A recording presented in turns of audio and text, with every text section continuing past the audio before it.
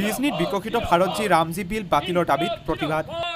চিৰাং জিলাৰ বিজনীস্থিত CPIMৰ কাৰ্যালয়ৰ সন্মুখত অসম ৰাজ্যিক কৃষক সভা আৰু অসম কৃষি শ্ৰমিক উন্নয়নৰ উদ্যোগত পালন কৰা হয় প্ৰতিবাদী কাৰ্যসূচী।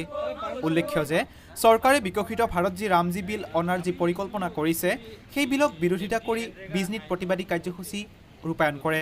এই প্ৰতিবাদী কাৰ্যসূচীৰ বাবে প্ৰশাসনৰ কোনো অনুমতি নোলোৱাত প্ৰতিবাদস্থলীত বিজনী আৰক্ষী উপস্থিত হৈ বিলৰ প্ৰতিলিপি দাখ কৰিব লোৱা বিল জব্দ কৰে আৰক্ষীয়ে। News desk Bijni news 24। আগতীয়াকৈ পাৰ্মিশ্যন লোৱা নাই, গতিকে সেইটো কাৰণে আপোনাৰ হেৰি নকৰিব।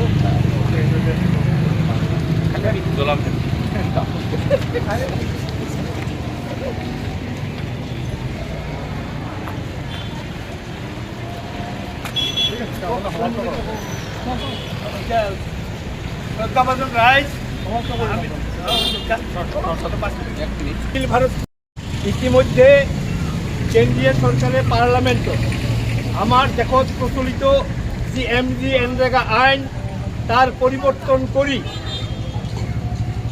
নতুন এখন আইন প্রণয়ন করেছে। যি আইনের জড়িয়ে আগত MGNREGAৰ জড়িয়ে গাঁৱলীয়া শ্ৰমিকসকলে যেনেকৈ 100 দিনৰ কামৰ এতিয়াও আমাৰ অসমত এই আইনটো চলি আছে।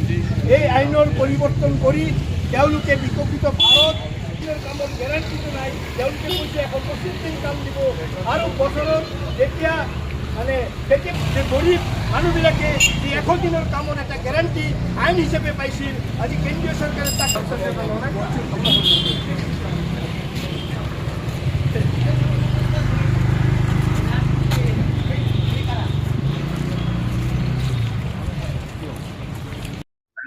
আমি নিখিল ভাৰত কৃষক সভা আৰু অসম কৃষি শ্ৰমিক ইউনিয়ন যৌথভাৱে বৰ্তমান কেন্দ্ৰীয় চৰকাৰে আমাৰ দেশত প্ৰচলিত যি MGNREGA আইন তাক পৰিৱৰ্তন কৰি বিকশিত ভাৰত গ্যাৰাণ্টি ফৰ ৰোজগাৰ এণ্ড আজীৱিকা মিছন অৰ্থাৎ বিকশিত ভাৰত যি ৰামজী বিল 2025 সংসদত পাছ কৰিব বিচাৰিছে।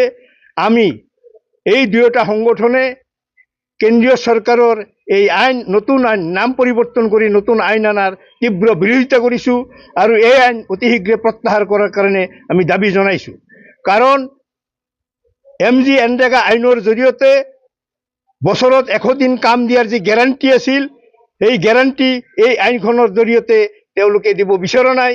যদিও আইনখনত তেওঁলোকে কৈছে 125 দিনৰ কাম দিব, কিন্তু তাতে আৰু এটা কথা কৈছে, যেতিয়া খেতি বাতিৰ মৌচুম চলিব সেই সময়ত 60 দিন এই কামটো বন্ধ থাকিব।